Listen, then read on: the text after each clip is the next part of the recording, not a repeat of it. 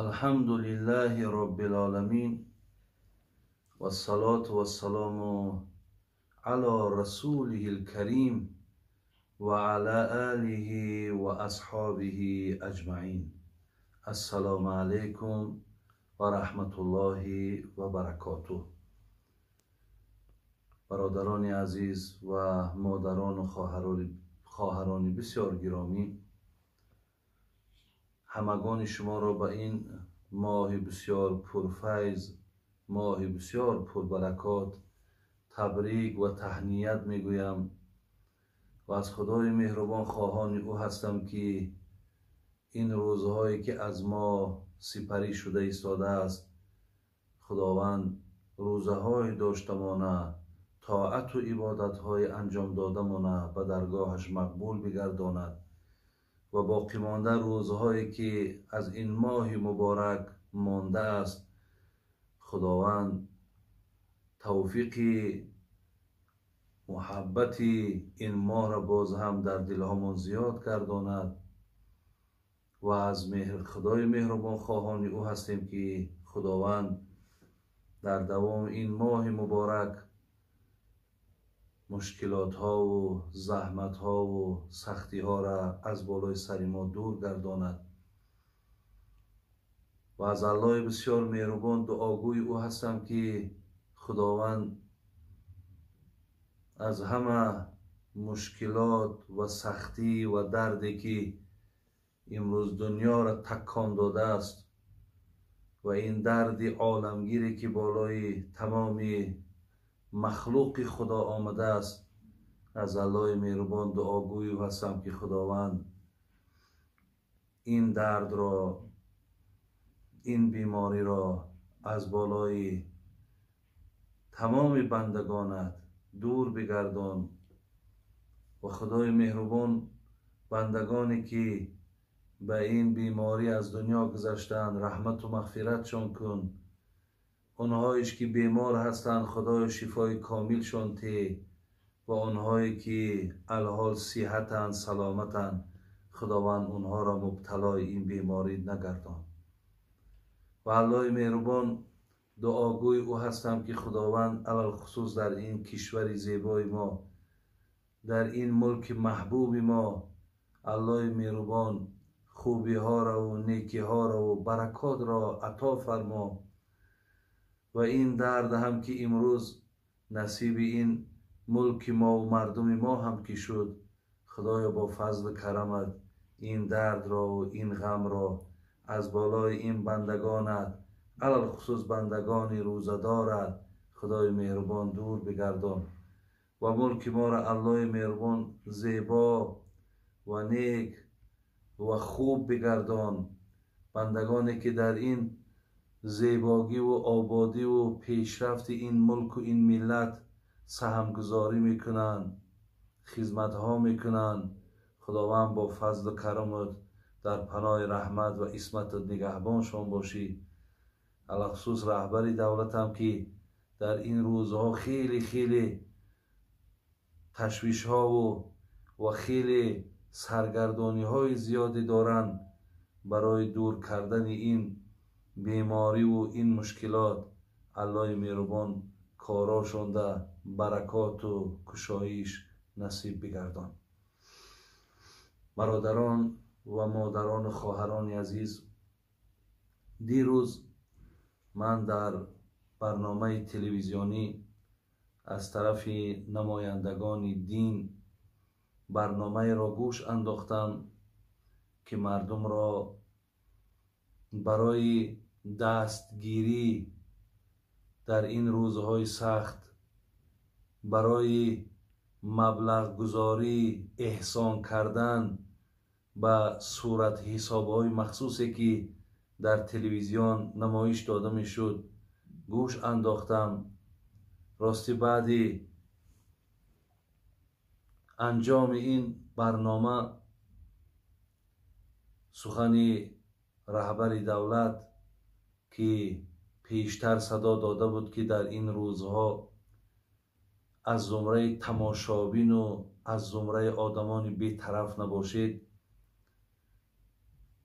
ما هم برای خود تصمیم گرفتم که البته نکند که از زمره تماشابین و بی‌طرف باشم و انشاءالله موافق همون توانایی و شرایط امکانیتی که دارم خدا خواهد در این صورت حساب مبلغم میگذارم و دیگر خدمتی که کرده میتوانم همچون یک نفری از این جامعه بسیاری از برادرانی که امروز امکانیت دارند برای اونها خبری دارم، برای اونها خوشخبری داریم از معجزه، از کتاب الهی، از قرآن و از خبرهای پیامبر گرامی.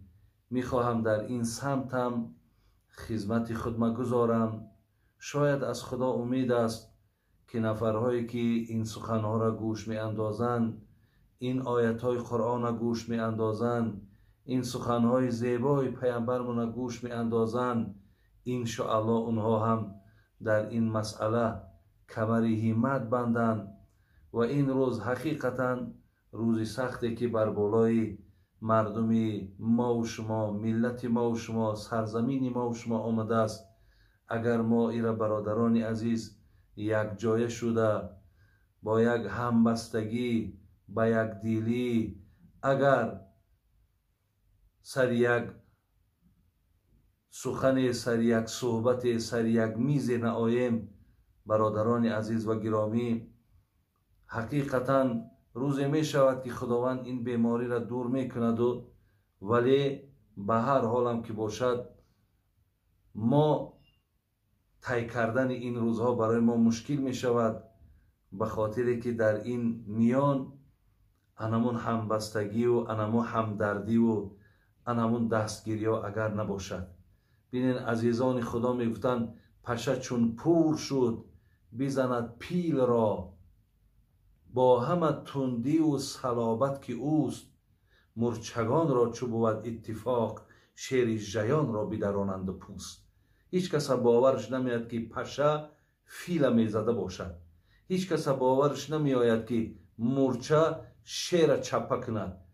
ولی عزیزای خدا میگن که اگر اینها جمع باشند البته فیل هم چپه میکنند، اگر جمع باشند شیر هم پاره پاره میکنند. از این لحاظ انشاءالله از تعبیر این عزیزان خدا خلاصه منم همین است که اگر ما همه کسا جمع شویم، البته کمری همت بندیم و علی خصوص در این ماه مبارک برای رفع این بیماری، برای خرسندی دل بندگان خدا، اگر یک جای ما و شما حرکت کنیم برادران عزیز و گرامی، انشاءالله همه گل میگردد و از خدا امید است که ما و شما از این کارمون پشیمان هم نمیشیم و بسیار خیر و برکت زیادم میابیم. برادران عزیز و گرامی، من قبلا میخواستم آیتی را از سوره مبارکه بقره آیت 261 که الله مهربان میفرماید مثل الذین ينفقون اموالهم في سبيل الله كمثل حبة انبتت 7 سنابل في كل سنبلة 100 حبة والله يضاعف لمن يشاء والله واسع علیم. صدق الله العظیم. برادران عزیز خوب گوش اندازیم خدای مهربان چه یک مثال زیبا میزنه، چه یک ما را یک ترغیب و تشویق زیبا میکنه. بین مثال آن کسانی که مبلغ هاشون در این راه ها، یعنی در راه های خوب، در راه های نیک، در راه های دستگیری، بین مثل الذین ينفقون اموالهم فی سبیل الله، یعنی در این راهی که در او رضاگی خدا هست. وقتی که شما احسان میکردین، خیر میکردین، خداوند این را به چی نسبت میتد؟ میگه کمثل حبه انبتت 7 سنابل فی کل سنبلة 100 حبه. خدا میگه این مثال یک دانه هست که وقتی او را زیر خاک میکنن این دانه به درخت مبدل میشود و از این درخت 7 خوشه بیرون میشود و در هر خوشه 100 دانه از این دانه ها وجود دارد. بین مراد از این تمثیلی که از این مثالی که الله زد معناش چی است؟ معناش این است که یک سومی را که شما امروز اگر در این راه صرف میکنید، مثال انمون یک دانه هست که 700 دانه حاصل میتید. یعنی در عوض یک سومی که برادران عزیز شما امروز در راه خداوند احسان کنین، برای دستگیری مردم خودمان، برادرای خودمان وقتی احسان میکنیم، الله میگه در عوضش نه تنها 700 ثواب. برادرای عزیز خوب گوش اندازین وعده های پروردگاره.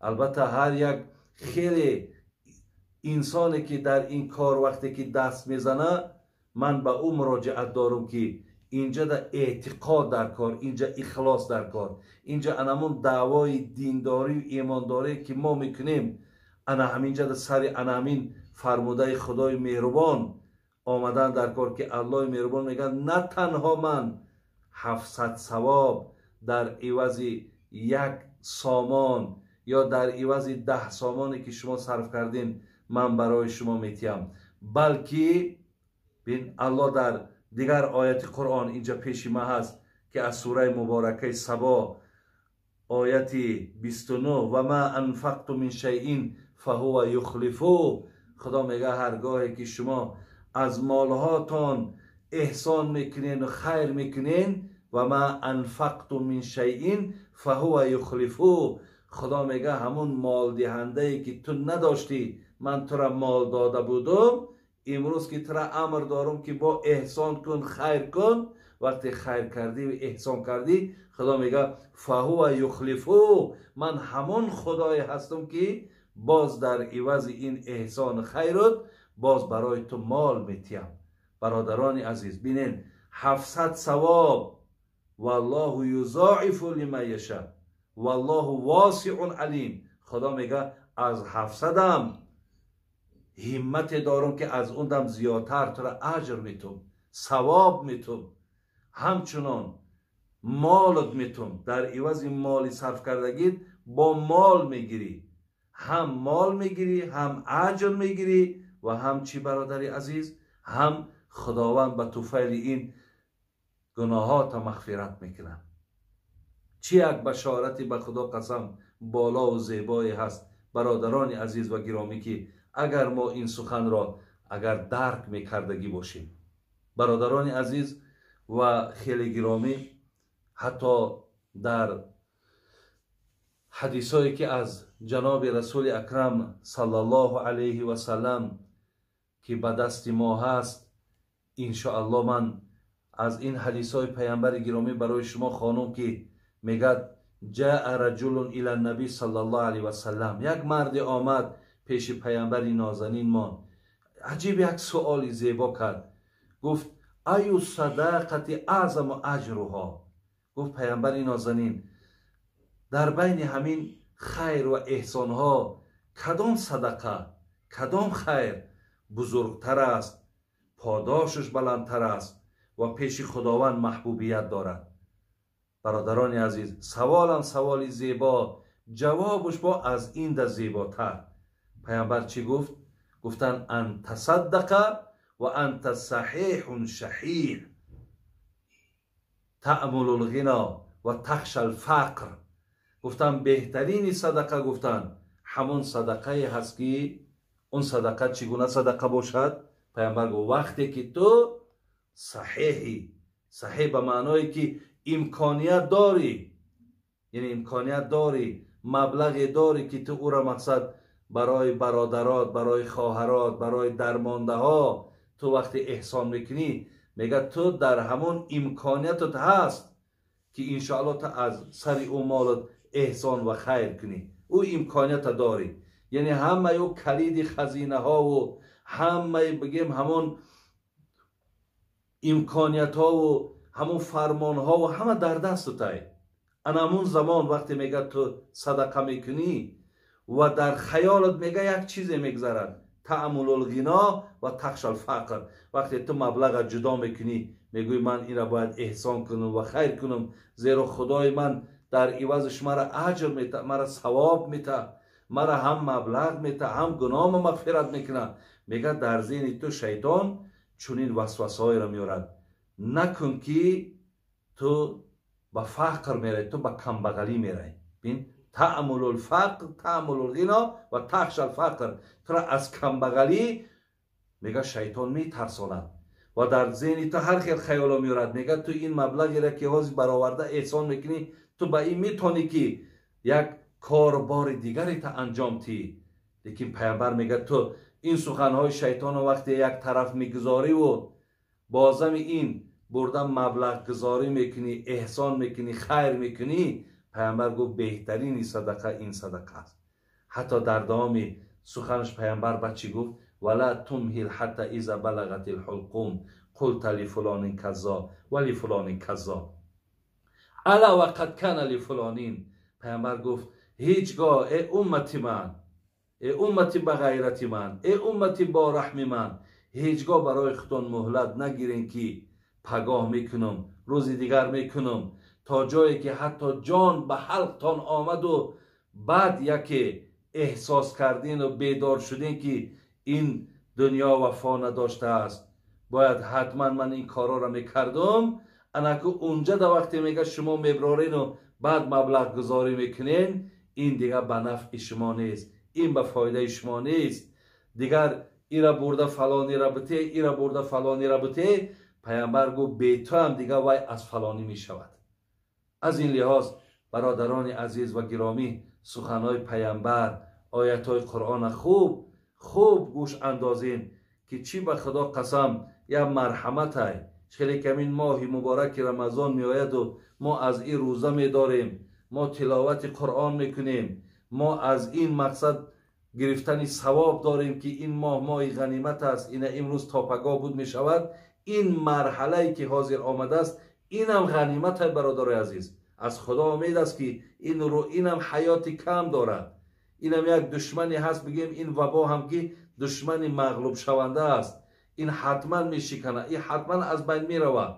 لیکن در این بین این خدمت ها و این احسان های کردگی من فایده جان، فایده آخرت، فایده دنیا ما و شما می شود. خدا رحمت کنه شیخ سعدی را.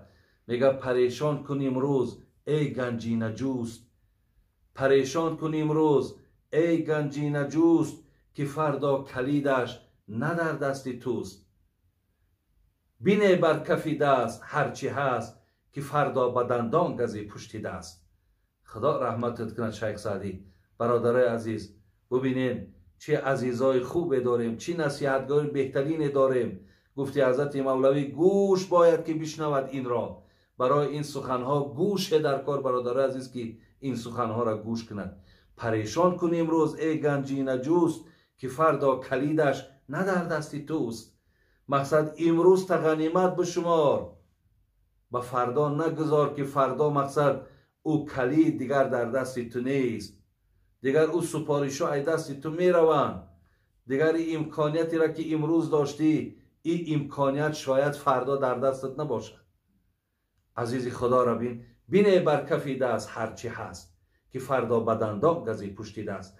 بکن بچه میگه که دنیا را پدرود میکنی میروی، ولی انگشت حسرت میگزی، این انگشت پشیمانی میگزی که چرا مقصد این کاری که در دست من بود، امکانیتی بود، چرا من ایرا مقصد انجام ندادم. من برای شما برادرای عزیز یک قصه را پیش میارم. میگه یک نفر پیش پیامبر گرامی آمدن، گفتن حضرت من از تو 3 سوال دارم.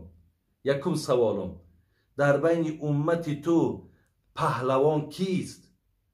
امروز اگر برادران ما را سوال کنن، شاید ما پهلوان هایی که در دیارمان داریم نام های همین ها را بگیریم، ولی پیامبر گفت پهلوان امت من آن کسی نیست که پشت مردم در خاک گذارد.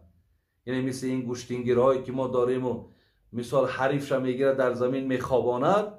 گفت پهلوان های امت من اینها نیستند. پهلوان های امت من آن کسی هست که خشم خودش، غضب خودش فرو میبرد. سوال دهنده جوابش گرفت. گفت حضرت دویم سوالم، در بین امت تو به اولاد کیست؟ نفری که فرزند ندارد. امروز این سوال ها بر ما شود، میگیم خیلی کسی را که خدا اگر ای نعمت فرزند محرومش که باشد، میگیم وای به اولاد به فرزند. پیامبر گفت به فرزند آن کسی هست که از پیش از رفتن خودش فرزند او این دنیا را ترک نکرده است. یعنی در حدیث آمده است که فرزندایی که از ما نابالغ وقتی که دنیا را پدرود میکنند میروند، روز قیامت اونها برای پدر و مادرشون دعوای شفاعت دارند که من مقصد خدایا پیش تو دعوا میکنم، پیش تو من منزلت دارم که پدر و مادر مرا داخل جنت کن. گو کسی اگر فرزند از او گذشته نباشد، یعنی بین یا دستگیر در روز قیامت نداشته باشد، اینها را به اولاد میگن. جوابش گرفت. گو سوم سوال، پیامبر نازنین، فقیر کیست؟ فقیر برادر از مسکین فقیر، گو همین مسکین و فقیر کیست؟ امروز اگر بینین در ما میپرسن که مقصد در محلتان فقیرها کیان که مثال کمک مالیشون کنین، ما فقیر برادر عزیز همینها را میدانیم. پیامبر گفت که فقیر، گفت فقیر فقیرای امت من، گفت فقیرهای روز قیامتن. روز قیامت گفت من امتهای دارم که فقیرن، مسکینن، هیچ چیز ندارن. گفتن حضرت کیا هستن؟ گفت کسانی که در دنیا امکانیت داشتن که خیر کنن، احسان کنن، مبلغ گذاری کنن ولی نکردن. روز قیامت گفت این امتهای من فقیرهای روز قیامت به شمار می روند. برادران عزیز و خیلی گرامی، از همه شما من در عوض این صحبت هایی که دارم، من میتونم برادرای عزیز برای شما ساعت ها صحبت داشته باشم. میتونم انشاءالله از این آیت ها و حدیث های فراوان پیامبر نازنین به گوش شما سخنهای زیادی رسانم، ولی فکر میکنم که برای انسان میفهمیدگی، میگه برای آدم دانا یک اشاره. محمد صاحب در کلیاتش میگفت یک نکته بس است اگر شعور است، ورنه چو چراغ پیش کور است. برای آدمی با فهم میگفت یک نکته هم کفایت میکند، و الی آدمی نفهمد مثل یک آدمی نابینا را در پیشش برده چراغ گذاشتنه. از این لحاظ من انشاءالله شما را از زمره کسانی میشمارم که شما خدا خواهد میفهمین، شما درک میکنین، و انشاءالله پر از برادرها و خواهرایی که من گمانم همه که طلبگار این ثواب هستند، خریدار این ثواب هستند. یک قصه در ذهنم آمد، در زمانهای حکمرانی هارون الرشید، میگه رومی ها بر بالای مسلمان ها میگه هجوم کردن.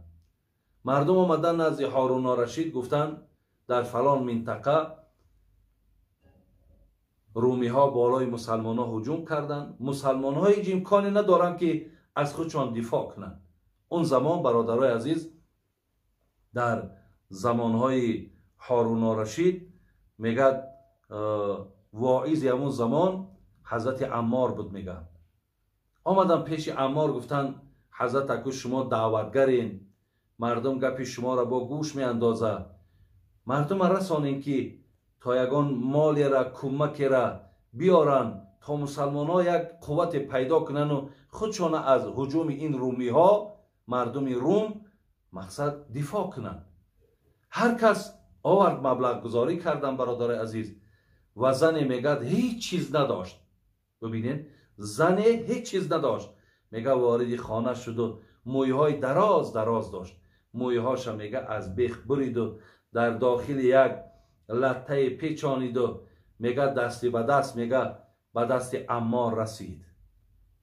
وقتی که میگه عمار میگه کشاد، میگه لطه را فکر کرد در داخلش یگان مبلغ، میبیند دو موی سری دراز از زن و یک مکتوب نویسانده شده است که بسیار از شما بخشش میپرسم که بجز همین دو موی سری که باید امروز من روزی یاردم است، روزی کمک است، باید یاردم کنم، بجز همین دو تار موی سرم هیچی نداشتم.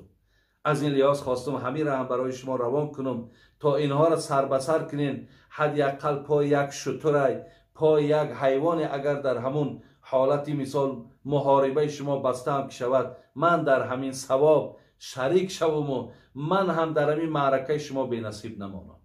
برادران عزیز و گرامی، امروز انشاءالله این جامعه ما تا او حدی نیست که خواهرای ما یا برادرای ما عضوها و اعضاهای خودشان مقصد احسان کنند.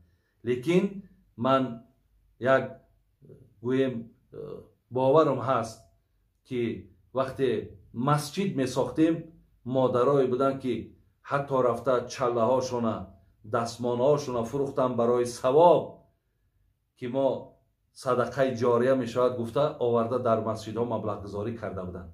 امروز هم همین مادرای ما، خواهرای ما، این برادرایی که از ما هستند میتونن که بعضی همون لوازمات هایی که ذخیره کردن از سر اونها هم برده مقصد در فروش مانند 100 سو می شود، 200 سو می شود، 500 سو می شود، در همین صورت حساب ها گذرانند. انشاءالله شما پاداش ایره برادر عزیز، خواهرای مهربان و خدا قسم در پیشگاه الله مهربان شما به دست میاره.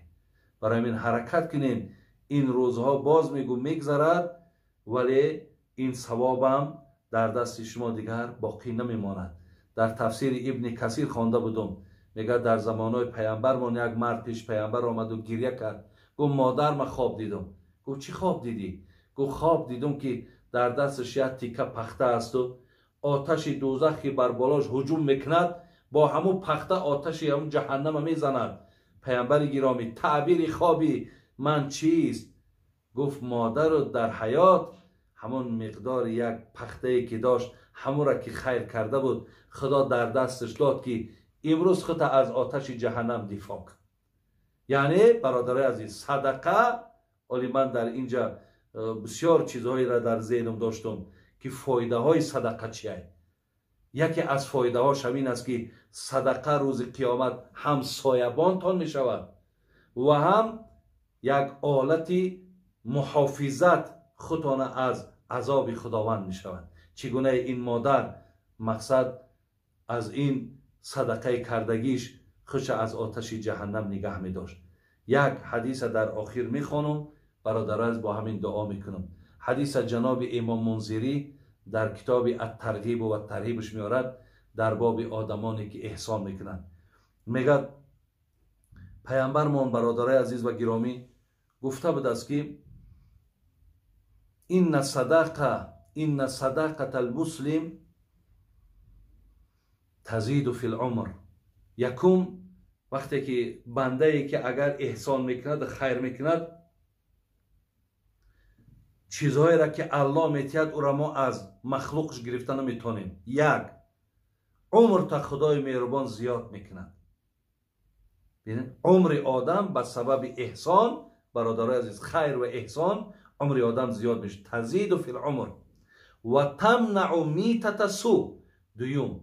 دویم همین که خداوند وقتی تو دنیا را پدرود میگوی، وقتی تو از این دنیا میگذری میگه خدای مهربان چنان جان تا میگیرد که دیگرها آرزو میکنن که ای کاش مثل فلانی خداوند جان مرا گیرد. خیلی که بسیاری مردم بینین میگه در رمضان خدا جانش گرفت، در مکه مکرمه جانش گرفت، در مسجد جانش گرفت. ببین در یک یعنی در راههای نیک جان تا میگیرد که همه آرزوی بگیم حتی همون جان دادن تر میکند. میگه دویم چیزی که خداوند میتید این است که تمنع میتة سو. هیچ وقت جان آدمی سخی را خداوند با بدنامی نمیگرفت است. سه، و یذهب الله بها الفخر و الکبر. میگه آدمی که اگر احسان کار باشد و خیر میداشتگی باشد و آدمی صدقه میکردگی باشد خدا دو خصلت رذیله را از او میگیرد، یکی تکبری را یکی فخر را. یعنی هیچ وقت در آدمی سخی خداوند این خصلت‌های رذیله را نمیمانده. یکی تکبر یعنی آدمی ناپسند، آدمی مثال بگیم بسیار به هوا و هوس داده شده، آدمی که دیگرها را حقیر میشمارد و بسیار فخر دغدغه و دبدبه میکند که این خصلت اصلا هیچ کس دوست نمیدارد، حتی الله دوست نمیدارد.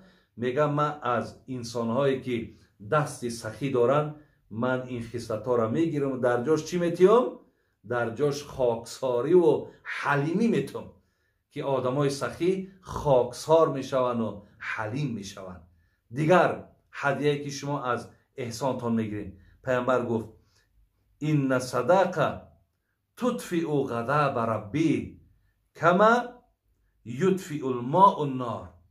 دیگر هدیه که الله بر آدم سخی میداده است این بود است که غضبش خدا در بالات خاموش میکنه، هیچگاه بالای تو غضب نمیکند، غضبش میپوشاند. چگونه ای که میگد آب آتش خاموش میکند، همچنان صدقه شما غضب خدا را خاموش میکند. برادران عزیز و گرامی، شیخ سعدی فرمود که زر و نعمت اکنون بیده کانی توست که بعد از تو بیرون ز فرمانی توست. با دنیا توانی عقبا خری بخر جانی عزیز ورنه حسرت خوری. زر و نعمت اکنون بیده کانی توست که بعد از تو بیرون ز فرمانی توست. با دنیا توانی عقبا خری بخر جانی عزیز ورنه حسرت خوری. همین جهازیر بودن ده میتونی آخرت بخری. انمی با احسانات، با خیرات، با دستگیریات برادر و خواهر عزیز میتونی که آخرت بخری. در آخر بازم از شما خواهش میکنم برادرای عزیز و گرامی که عزیزای خدا میگن تو که از غم دیگران بیغمی نشاید که نامد نهن آدمی. شیخ سعدی میگه من تو را آدم نمیشمارم. امروز اگر در غمی برادرها و در غمی همدیارای خودت اگر شریک نباشی من تو را آدمم نمیشمارم.